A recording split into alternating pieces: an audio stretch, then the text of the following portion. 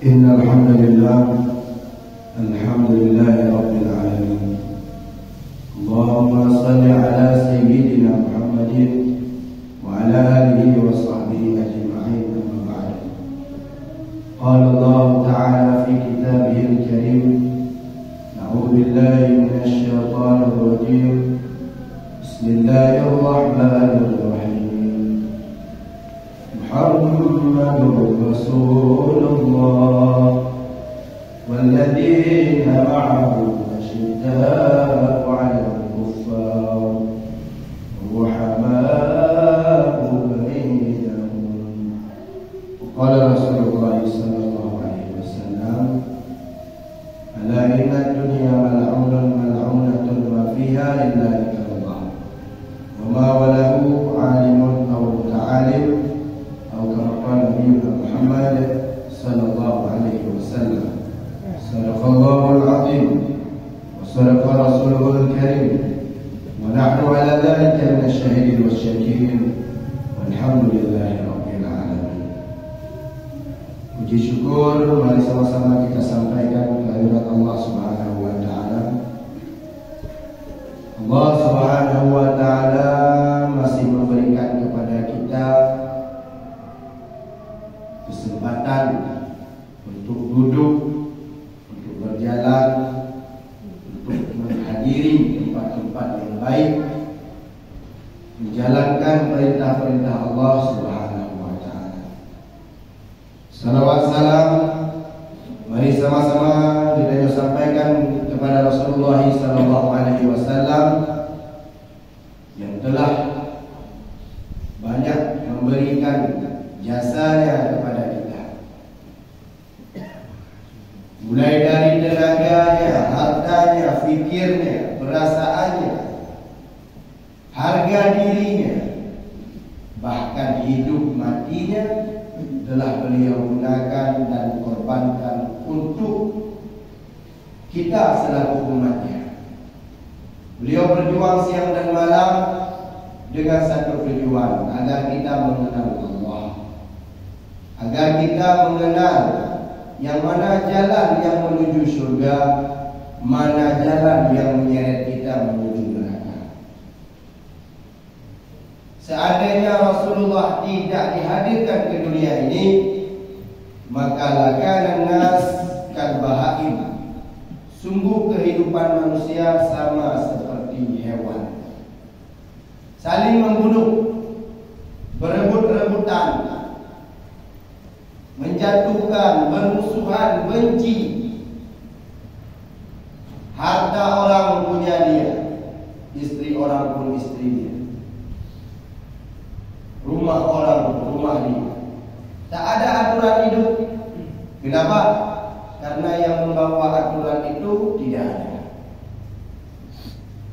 Maka dengan adanya Rasulullah, jadilah beliau itu sebagai membawa keselamatan, membawa petunjuk, membawa rahmat, sampai Allah beri beliau SIM atau surat izin untuk mendakwahkan agamanya. Dalam sebuah ayat Allah berfirman, sebagai bentuk ataupun pengakuan bahwa resminya Rasulullah diutus ke dunia ini, wa ma arsalnaka illa rahmatan lil alamin. Tidak kuutus engkau Muhammad illa rahmatan lil alamin, kecuali agar menjadi rahmat untuk sekalian alam. Maka dalam Al-Quran Allah juga menyampaikan Muhammadur Rasulullah, Muhammad itu utusan Allah. Walladzina ma'ahu, dan orang-orang yang bersama Muhammad, yang mengaku cinta kepada Muhammad, yang benar-benar patuh kepada Muhammad. Asyidda'u 'alal kuffar, mereka benci sekali dengan kejahatan. Bukan malah STMJ, solat terus maksiat jalan, jajan ke masjid, jajan ke PHT binaria, dan jajan kaji panitia masjid, jajan ke minum eci orang. Ini orang tidak benar-benar taat kepada Rasul. orang tak layak disebut orang yang cinta kepada Rasulullah, karena tak ada buktinya. Orang yang cinta kepada Rasulullah, cirinya yang pertama, asyidda'u 'alal kuffar, benci kepada musuh-musuh Allah, benci kepada perbuatan-perbuatan yang perbuatan tersebut mengundang murka Allah. Itu syirik yang pertama. Baru sah kita disebut umat Muhammad. Ciri yang kedua, asyidda'u 'alal kuffar, ruhama'u bainahum. Mereka saling berkasih sayang dengan sesama umat. Tidak saling benci hanya karena politik. Tidak saling benci hanya karena berbeda suku. Tidak saling benci hanya karena awal-awal awal kamu. Sehingga yang hebat ikut awal-awal. Buyadu atau ika beli dah apa agak anak pun ilun cilo lain. Hari ini bahkan kadang-kadang di kendaraan roda 4 ditulis awal-awal. Bangga menjadi awal-awal. Sehingga orang-orang masuk tidak ada harga. Padahal kita fikir dalam terjaga awal-awalnya tu ini. Awalnya iblis udara Adam, cuma awalnya nasiti Hawa. Jadi yang awalnya di iblis. Maka Allah dipanggil menyeltabe budak-budak apa? Lun awal-awal, kamu awal-awal. Berarti kan diakui bahawa dia adalah iblis. Apa yang kita ada tu? Itu dulu. Kami galak tak menyombongkan kesukuan, galak menyombongkan profesi, galak menyombongkan keturunan. Orang yang hebat bukan orang yang memamerkan keturunan. Ilun cucunya, ilun anak koje, nek ilun nilainya, ya nek ilun nilai je. Orang yang hebat itu yang menampilkan kehebatannya, bukan menceritakan kehebatan. Kakek-kakeknya, buyutnya, neknyangnya, tidak. Karena making menghadapi segala permasalahan, siapapun itu dengan dirinya sendiri, tidak menyeret-nyeret nama orang-orang terdahulu. Makanya ciri-ciri umat Muhammad, yang pertama dia benci kepada kemaksiatan, yang kedua dia mesti saling berkasih sayang. Apalagi sampai memvonis orang lain dengan vonis yang tidak berhak. Tuduh gok engkau, tuduh gok asal neraka, tuduh gok aliran macam-macam. Itu bukan hak. Apalagi permusuhannya itu hanya karena berbeda pilihan. Wih, dan yung parking ng tetangga, anak God, ng saudara, anak God. Di masyarakat yang satu lorong, hanya karena beda pilihan. Yang kita pilih tidak peduli sama kita. Tidaknya orang puncak mungkin. Yang tak pilih buat jiwa buat dia.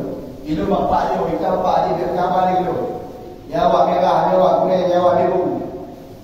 Di bapaknya, lopur dia bahkan duit dan yang penting untuk beda. BLT yang kena dialihkan dengan alasan ada lebih berat.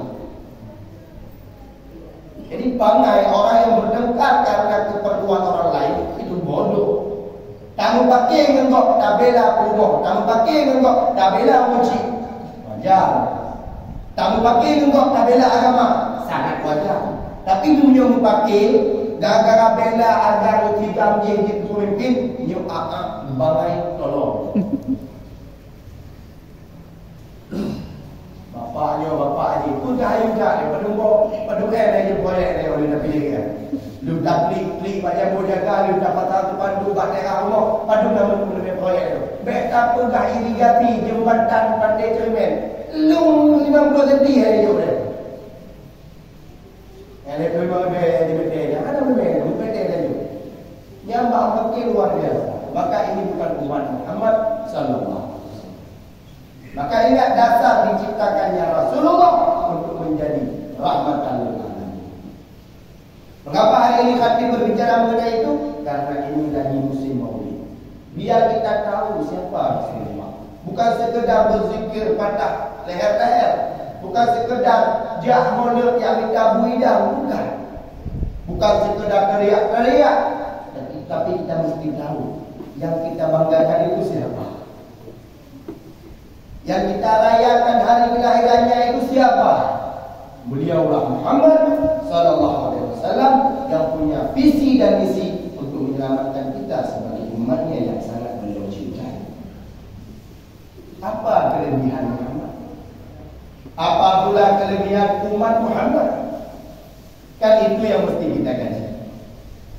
Yang pertama, umat Muhammad umurnya singkat, ibadahnya pendek-pendek. Kalau ada sedikit panjang tidak mau ikut. Kadang-kadang dalam satu desa itu satu masjid sampai 3 musola. Dia tak pantau malam tarawih pun mak malam di pojok baju. Oh itu baru pahulu. Nyoba mutijitnya oh tinggal itu. Bang dijiji ada muda. Oh 8 lewat 5 muka selesai tarawih. Ini istiqamah. Umat Muhammad itu tak mau beribadah panjang-panjang. Bani Israel itu sebelumnya itu 40 tahun. Umat Nabi Musa itu dulu betul-betul. Ini paling kita betul. Wabrahor, Yuhor, itu. Bani Israel itu 40 tahun suluknya. Suluknya pun bukan di daerah, di Bukit Tursina. Tempat yang paling mulia. Tempat berbicaranya Musa dan Allah Subhanahu wa taala. Tapi apa yang terjadi? Siapa lebih hebat? Kali itu pertanyaan. Maka suatu hari Nabi Musa sangat bangga melihat umatnya yang rajin ibadah. Saking rajinnya ibadah Bani Israel ini sampai Allah turunkan makanan dari surga yang disebut dengan manna wa salwa. Bahkan bayi Bani Israel kalau lahir itu langsung Allah beri pakaian, yang pakaian itu berubah ukuran tergantung ukuran badan si bayi. Ayo bayinya, pada ayo beri wajahnya. Kenapa yang mereka? Kenapa yang lama? Hebat sekali. Sehingga Nabi Musa ini merasa bangga dengan umat yang seperti itu, luar biasa. Namun Allah Maha mengetahui apa yang ada dalam hati Musa alaihissalam. Maka ketika Nabi Musa sedang berjalan di malam hari, Allah perintahkan, wahai Musa, ambil tongkatmu, kau belah batu yang ada di samping. Cukup besar batu. Lalu masjidnya ada dipukul oleh Nabi Musa, terbelah. Apa yang terjadi? Nabi Musa terhempas karena silau dari cahaya yang keluar dari batu tersebut.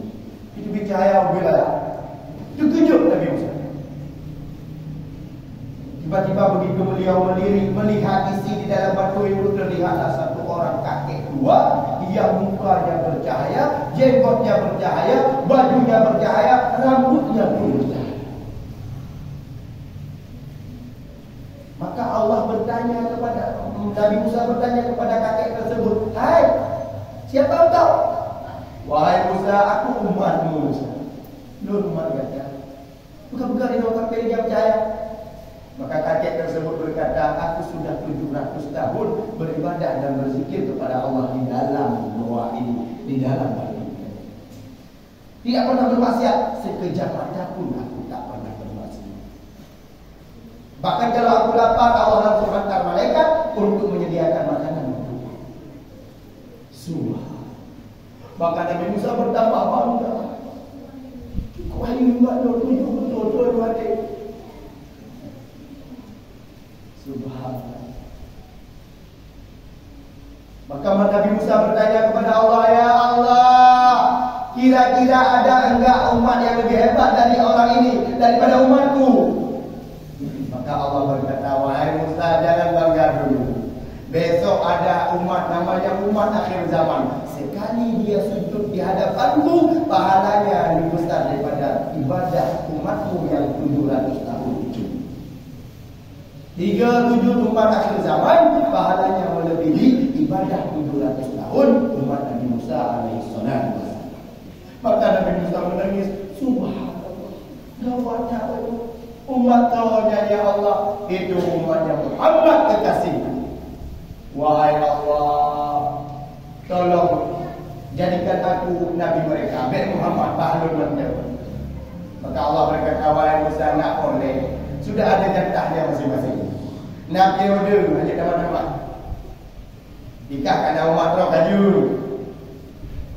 Nikahkan nama sekian nama waktu Imam Muhammad sallallahu alaihi wasallam. Maka Nabi Musa berkata, kalau aku tak boleh jadi nabi mereka, jadikan aku sebagai umat Muhammad pun boleh. Dia nabi, minta jadi umat. Ibaratnya bukan ilah kayak itu kecil. Allah berkata, hai Musa, kau itu nabi, tak boleh turun derajat. Anjir kata kita. Maka Nabi Musa memohon permintaan terakhir, kalau aku tak boleh jadi umat mereka, jadi umat Muhammad, tolong ceritakan nama aku di dalam kitab suci mereka. Maka jangan heran kalau hari ini di Al-Quran bertabur nama Nabiullah Musa alaihi salatu wassalam. Bak ikutlah nama Musa. Wa idh qala Musa suhufi Ibrahim wa Musa. Di mana-mana ada Nabi Musa. Begitu irinya, cemburunya Nabi Musa kepada umat Nabi Musa. Apa kehebatan selanjutnya? Umat Rasulullah ini juga punya kehebatan. Diharapkan masuk surga umat terdahulu sebelum umat Muhammad sallallahu alaihi wasallam. Selanjutnya kehebatan umat Muhammad apa lagi? Jika mereka berbuat dosa, azabnya tidak langsung di dunia. You know what? Tubu ilallahi taubatan nasuha. Wahai umat Muhammad, bertobatlah kepada Allah dengan sebenar-benarnya taubat. Hanya langsung hidup itu. Coba lihat, jangankan umat dulu, Nabi saja. Coba lihat Nabi Adam. Begitu beliau silap memakan buah khuldi, apa yang terjadi? Yang pertama sekali terjadi apa? Ditelanjangkan oleh Allah. Karena pakaian Nabi Adam itu pakaian surga. Orang yang bersalah tak boleh pakai pakaian surga. Menanggung pada buah khuldi, Siti Hawa dan Nabi Adam langsung Allah telanjangkan. Hanya surat-surat peringatan. Ditanya, bapak jalan tak maksud. Kau tahu rumah bertengah balik, kena kecil oleh Allah. Bambang buta maksud, kau tahu rumah bertengah tu orang bertengah oksigen dia tak oleh Allah. Kau tak boleh gaya berdek TPI dari sumur bawah. Oh tepuk bertengah kipas angin yang menyala. Oh tepuk bertengah lampu yang menerangi. Begitulah sayangnya Allah kepada umat Muhammad. Padahal maksiatnya luar biasa, tapi tidak Allah cabut nikmat daripada mereka. Ditutup oleh Allah. Kalau umat terdahulu mencuri dia malam hari, besok pagi dia keluar rumah, di jidatnya sudah tertulis pencuri dan permanen. Sebelum dia diazab, tidak akan hilang tulisan itu. Umat Muhammad entah apa-apa yang dia buat. Besoknya khutbah Jumat, besoknya jadi imam, dipikir tengku baik oleh orang. Rupa dia, jangan je. Ditutup oleh Allah, maka tak perlu kita sombongkan. Kata Imam Ghazali, seandainya hatimu dibocorkan oleh Allah sebesar lubang jarum, maka seluruh dunia tak ada yang mau berteman denganmu, dan mereka semua akan mati karena jijik bau hatimu. Kata Imam Ghazali. Apa yang mau kita sombongkan? Bukan kita. Yang pertama, Allah tutup pikiran kita. Nyelah pikiran tanyonya jino sekat yang punya gawa. Abah tahu mana dia nyobi kau punya itu juga. Endam bilang ni. Agak ega tu. Tapi Allah tutup. Orang kalau drawing dia rumah malunya panjang ke halaman dia rumah api. Tutup dia Allah. Sebab kalau pikiran kita Allah nampakkan, ngalahin video, tu dah fikir video. Hati kita tidak tahu orang mudah kita. Kalau dia dokkan dia malam insya-Allah, bangganya dia. Oh dua ada dia. Kadu ini. Orang ini berencana mencuri bela. Hati kita tidak tahu. Katanya di kampung kadu Pak lagi. Yang kedua Allah tutup apa? Allah tutup perutmu. Penjeleng masjid persen, 15%. Gitu oleh Allah. Gitu. Baik untuk Dodoyong, ditulis nama kotak, mohon bantu pembangunan masjid Tangguh. Padahal yang ada Tasawati, Lukman, Danhil. Baik tulis nama kotak, pembangunan masjid Tangguh yang ada nama hijrah. Tapi 15% minum. Ya, kena. Ada kemudian pen kutipan anak yatim, satu rumah 20.000, yang kutip dikasih 50.000. Hak Amel. Nangai itu betul ya. Sehingga orang membolak-balik dengan kita kes Cina, tipu raya, padahal jangan. PLD yang nak pilih loan, yang nilai nak pilih loan, yang ada dukung loan ya, alihkan. Iya. Mama pun nak yang bisa dia. Allah. Yang ketiga yang Allah tutup apa? Aib kita. Apa yang kita buat itu tutup oleh Allah.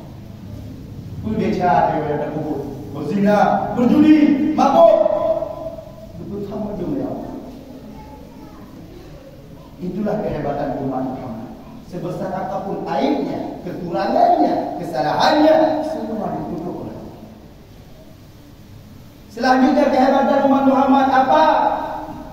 Uhayu jamaah Muhammad. Umat terdahulu kalau berbuat dosa tidak cukup dengan menangis di atas sajadah di ruang ber-AC.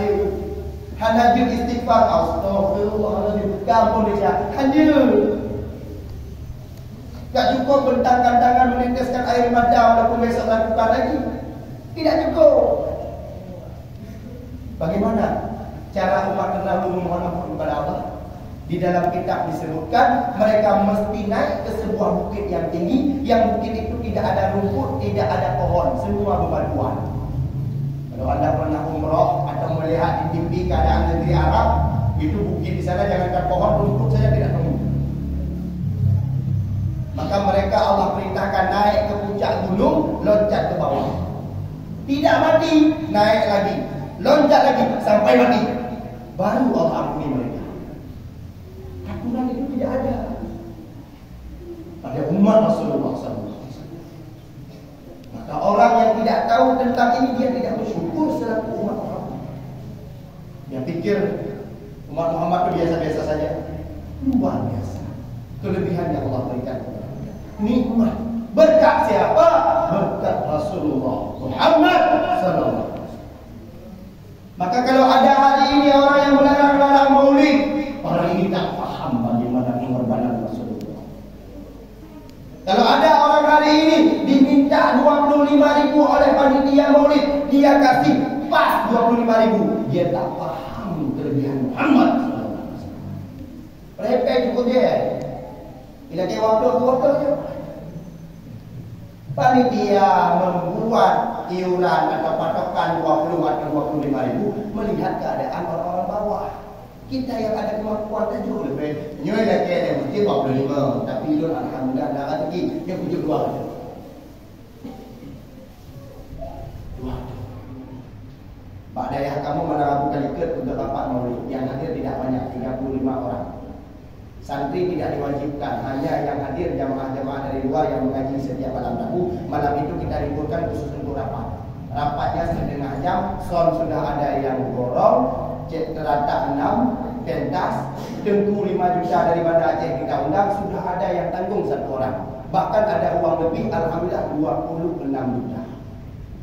Ke kampung Dayak, majlis taklim. Kalau di panggung, tahun ini uang untuk maulid, kurang dari itu, saya ketawakan dengan santri-santri saya. Yang Dayak minum haji, aduh lebih pengen maulid apa pun. Sebab tu ke buat ini, tu ke ini, tu ke, sebab tu ke liar saya. Alhamdulillah, jauh yang hadis kata, jauh yang halu. Tak ada jauh dia, baju teman-teman dia aja, jauh mulai. Subhanallah. Coba bayangkan kalau kita di akhirat nanti seperti anak ayam yang kehilangan induk. Di padang mahsyar kita mencari Rasulullah. Ya Rasulullah, yuk syafaat kedua mata Allah terjingkai yang dimulai. Tuhan kulun ya Allah, Tuhan kulun. Merempak Rasulullah. Nanti dia pun sahabat Rasulullah yang rakyat syafaat. Buma dia cik mampu bukuh dia juga nyamping. Buah banyak terbuh. Nak ke masih Indomie nampak. Di mana raya bukuh, buah Indomie yang juga dan motor. Fikir yang banyak, upah ni mie kan banyak-banyak dalam. Nah, iya. Jangan mengaku orang kata kalau ada pelik terhadap hari lahir Nabi sallallahu alaihi wasallam. Kalau nak keluar di pegang oleh nikah pun. Nikah nak kata boleh dah akan tak tahu lah. Tanyalah. Clean untuk Rasulullah dia pelik. Maka di akhirat dia bisa melihat Rasulullah dari jauh. Tapi dia tak keluar suara. Hanya mampu untuk berbicara dengan Rasulullah. Mari. Menantu-menantu Rasulullah ditanya oleh mereka, oh ya, dia lagi syafaat. Dia ada modal pada baju. Dia ulang dia ke kiri. Syafaatnya berdayakan. Dia bikin dia sampai dia juga. Bu pada buku, mau dah bawa buku. Tak pegang sudah, tu dah aku, tu jual dengan muka. Layak kita mendapat syafaat. Kalau begini keadaan maulid kita, insya-Allah. Kalau di panggung benar-benar bahagia dengan hari lahir Nabi. Tahu jasa Nabi, tahu kelebihan Nabi, dia akan berkorban habis-habisan. Kalau lahir anak dia saja dia berani sembelih 1 ekor kambing, kenapa lahir Nabi ayam kampung kamu tak berani? Apakah anakmu lebih hebat daripada Nabi? Oleh anda tak tahu dah marhaban bayu juta kawan ayah, tak punguinya je, tapi kami ada kami tak tahu dah awak mata yang pikir catering. Bayu tu juta yang kamu pakai di lampuan di bawah hendak. Oleh Nabi kalian lebih tabur hidang di bawah bunga. Nah, orang ini sudah mengakui anaknya lebih hebat daripada Nabi. Menunjukkan dunia bahaya, kan Nabi bumi. Nah, juga. Padahal yang bantu dia di akhirat belum tentu anaknya. Kalau soleh, alhamdulillah. Kalau tak soleh, justru anaknya yang menendang dia ke dalam neraka. Tapi Rasulullah di dunia saja dia sudah muliakan kita. Dia sudah berjuang habis-habisan untuk kita. Maka kita mesti balas jasa Rasulullah habis-habisanlah untuk maulid Rasulullah sallallahu alaihi wasallam. Maka mudah-mudahan dengan berkat motivasi dari saya pada hari Jumat yang berbahagia ini, saya harapkan maulid di desa Panggung. Kalau sudah tahun ini, mudah-mudahan tahun depan jangan tanggung-tanggung. Nyodor kali ke undang pun orang kampung, dia nak orang kampung. Nyodor kali ke undang tentu-tentu pada jogai dan tentu ceramah, dia baik orang yang lagak. Pek tentu-tentu nak tahu lebih. Jangan lagi tentu lawan dia tentu debat tahu. Subhanallah. Undang. Beri kesan kepada masyarakat nyoba semangat maulid. Dan demi ilmu, dan demi hiburan, dan demi. Seandainya anak maulid tak itu boleh berceramah anak demi itu. Sehingga maulid itu menjadi momen yang luar biasa bahagia. Baik dalam binatang di malam lahirnya Rasulullah, binatang loncat-loncat. Ikan tak ada yang di dasar laut, semua naik ke permukaan air laut, melihat bintang, melihat bulan, melihat matahari terbit ketika lahirnya Rasulullah. Baik sampai dia dalam binatang bahagia, bangga dia dengan lahirnya Rasulullah SAW. Masa kita yang mengaku umat tidak menampakkan kebahagiaan itu kepada Rasulullah SAW. Maka mudah-mudahan dengan begitu cintanya kita kepada Rasulullah, dengan pengorbanan kita untuk hari lahirnya Rasulullah, mudah-mudahan kita menjadi hamba Allah, menjadi umat yang terdaftar, menjadi umat yang berhak mendapatkan syafaat dan bantuan beliau di akhirat kelak pada mahsyar, di tiang sirat dan ketika masuk ke dalam surga. Amin. Amin ya rabbal alamin. Innal hamdalillah, alhamdulillahi rabbil alamin. Allahumma salli ala sayyidina Muhammadin wa ala alihi wa sahbihi ajma'in. Amma ba'du. فيا عباد الله اتقوا الله حق تقاته ولا تموتن إلا وأنتم مسلمون.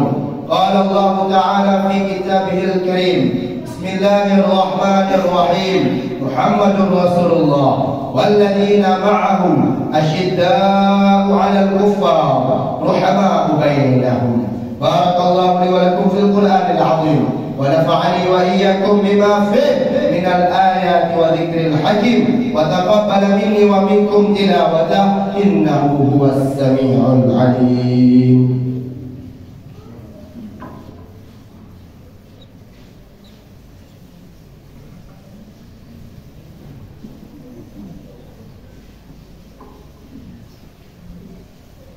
Innal hamdalillah alhamdulillahi rabbil alamin. Allahumma shalli ala sayyidina Muhammadin wa ala alihi wa sahbihi ajma'in, amma ba'du. Fa ya ibadallah ittaqullaha haqqa tuqatih wa la tamutunna illa wa antum muslimun. Inna Allah wa malaikatahu yusalluna 'alan nabi ya ayyuhalladzina amanu sallu 'alaihi sallu 'alaihi wa sallimu taslima. Allahumma ighfir lil muslimina wal muslimat wal mu'minina wal mu'minat al ahya'i minhum wal amwat bi rahmatika ya sami'ad da'awat. Rabbana atina fid dunya hasanah wa fil akhirati hasanah wa qina adzaban nar. Walhamdulillahi rabbil alamin. Wa la dzikrullahi akbar. Aqimis shalah wallahu ya'lamu ma tasna'un.